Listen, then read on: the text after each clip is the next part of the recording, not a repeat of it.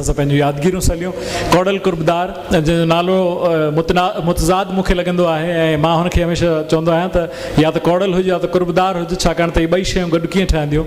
पोइ हुन साईं मक़सूद गुल खे चयो त दोस्त मूंखे चेड़ाइनि था त मुंहिंजो नालो ईअं कीअं आहे, त कौड़ल बि आहियां कुर्बदार बि आहियां। त साईं मक़सूद गुल हुनखे हल ॿुधायो त हुनजो हल इहो आहे त तूं चओ त अक ते माखी, हिन अक ते माखी जॾहिं थी सघे थी त कौड़ल कुर्बदार बि थी सघे थो। कौड़ल खे मां गुज़ारिश कंदुसि, लाड़काने खां कई आयो आहे, पंहिंजो घणो करे त मंज़ूम ख़राज हूंदुसि जेको साईं मक़सूद गुल खे पेश कंदो। पासनि खां वेठल मुंहिंजा उस्ताद, मुंहिंजा मोहतरम, मुंहिंजा इल्म ऐं दानिशरी जा अकाबरो साईं मक़सूद गुल ते को मां शेर लिखियो आहे। कहिड़ी तोखे भेटिया ॾियां, कहिड़ी तोखे भेटिया ॾियां, सच समूरो तुंहिंजो हवालो। कहिड़ी तोखे भेटा ॾियां, सच समूरो तुंहिंजो हवालो। पाबी है जी ॿोली ॿोले, पाबी है जी ॿोली ॿोले, मुल्क जा तो झोल खिंडेरिया।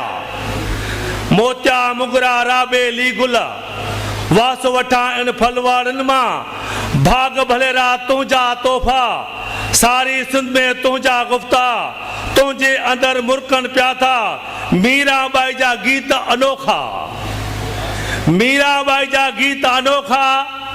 तुंहिंजा सुहा अज़मत वारा, शाह सचल सामी हामी। तंहिंजो मान मुहान रहियो आहे, कहिड़ी तोखे भेटिया ॾियां, तुंहिंजो जीवन सच जो साखी। तुंहिंजो नालो तारीख़ुनि में रोशन रोशन किरणनि जहिड़ो, जंहिंजूं सदियूं शाहिद रहंदियूं, जंहिंजूं सदियूं शाहिद रहंदियूं। तारीख़ समेटे सदन जीतो, जंहिंमें उत्साह ॾिना वेसाह ॾिना। वींदे वींदे धरती सां तो नाता रिश्ता चाह ॾिना। अमृत जो आ पीती प्यालो, अमृत जो तो पीती प्यालो। तुंहिंजी चवणी मान लहे थी, तुंहिंजी लिखणी मान लहे थी। जीअण जो ही दान लहे थी, सभु कंहिंजो ही ध्यानु लहे थी, सभु कंहिंजो ही ध्यानु लहे थी। महिरबानी,